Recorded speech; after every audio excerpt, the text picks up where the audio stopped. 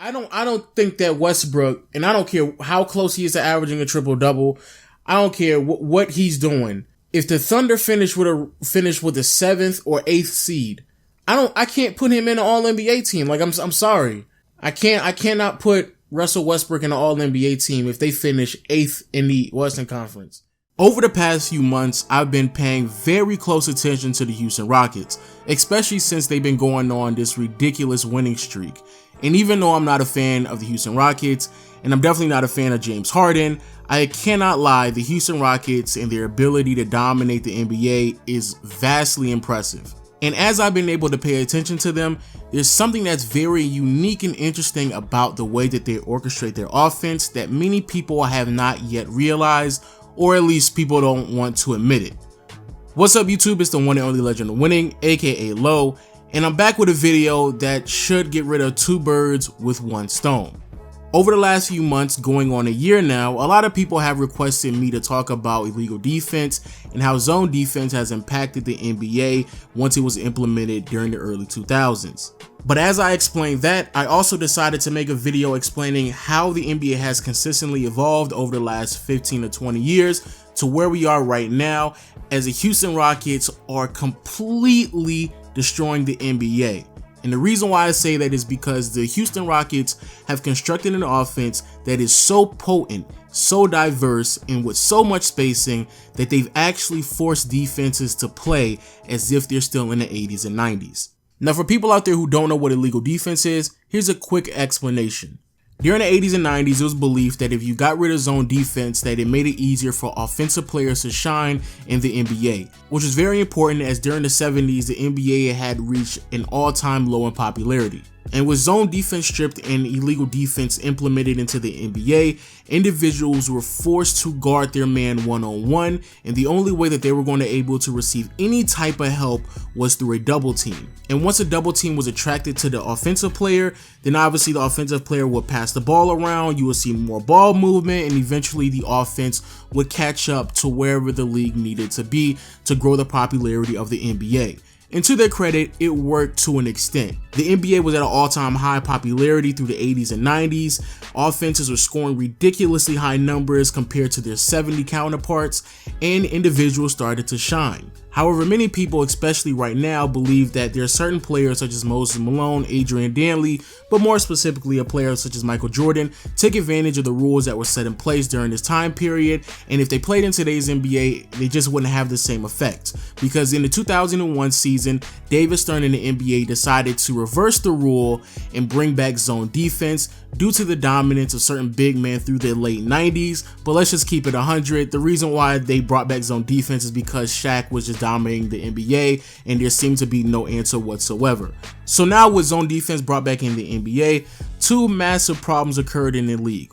One, you had offenses that were just not prepared for such a massive change in the NBA, and because offenses were not prepared for this, two, you had individual players, especially those on the perimeter, that were vastly inefficient. If you look at the 2001-2002 season, certain players' efficiency dipped pretty significantly, even though Iverson was never really known to be a crazy efficient player, but this is around the same time period where Iverson was dipping below 40% from the field. Same thing can be said about Paul Pierce and other great scoring players during that time period.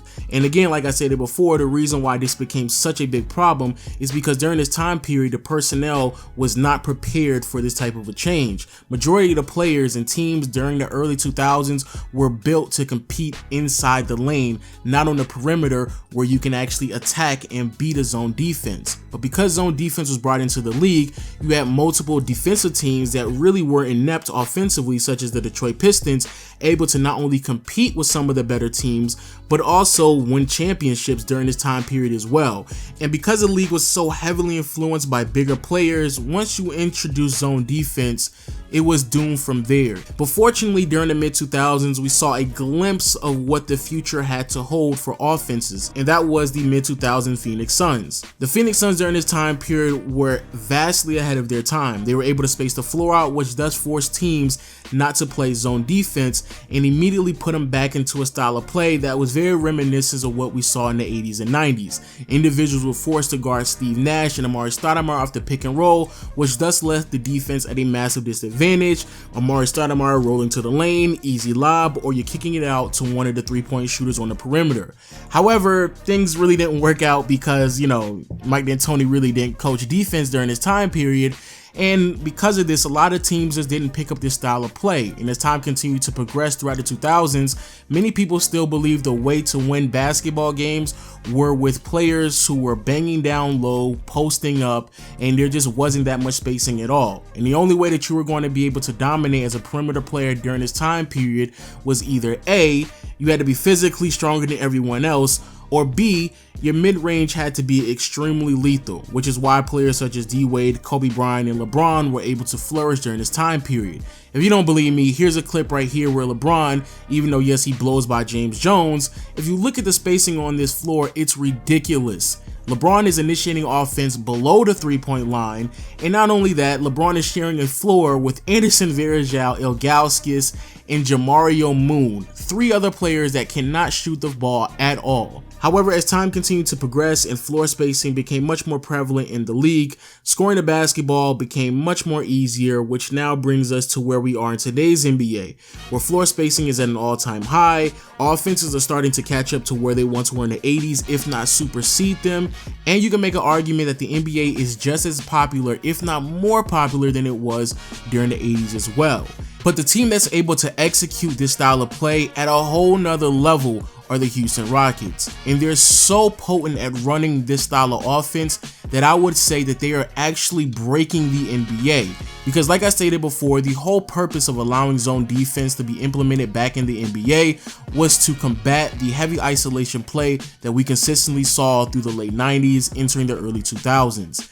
However, here we are now several years later, and zone defense rarely exists. Because there's so much spacing, not only are teams forced to not play in zone defense, but now we're at a point where you see very similar traits on the defensive end that you saw in the 80s and 90s.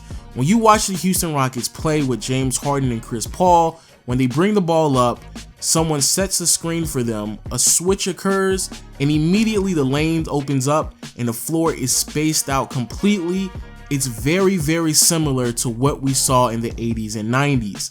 Once a pick is set, the defense is forced to switch, which thus makes it nearly impossible for them to be guarded at any time, especially when both of them are on the floor. And because of this phenomenon, defenses are forced to play as if illegal defense rules still exist in today's league. I mean, you can literally just watch Chris Paul and James Harden ISO on anyone, and you will clearly see it's very similar to how teams used to play in the 80s and 90s. But it's actually worse, and this is the reason why I'm saying that they're breaking the NBA. Because unlike the 80s and 90s, there are no rim protectors in today's league whatsoever. Sure, you have your Anthony Davises and potentially Joel Embiid, but those are only a handful of players in the NBA. For the most part, majority of teams, they don't run 7-footers. And the reason why they don't do this is for 2 reasons. One, if you run a 7-footer, especially against a team like the Houston Rockets, more than likely he's not going to be protecting the rim. More than likely he's going to be protecting the perimeter, because more than likely he's going to be guarding a player such as Ryan Anderson.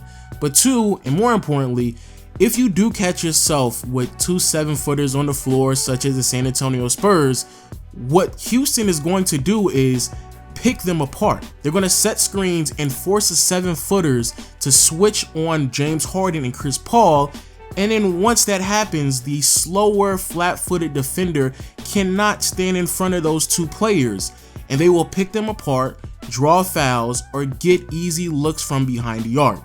And because of this, they force 7-footers to not be on the floor with them at the same time, which again is manipulating the defense so much so that we're now at a point where, again, you can make a legitimate argument that the Houston Rockets are breaking the NBA.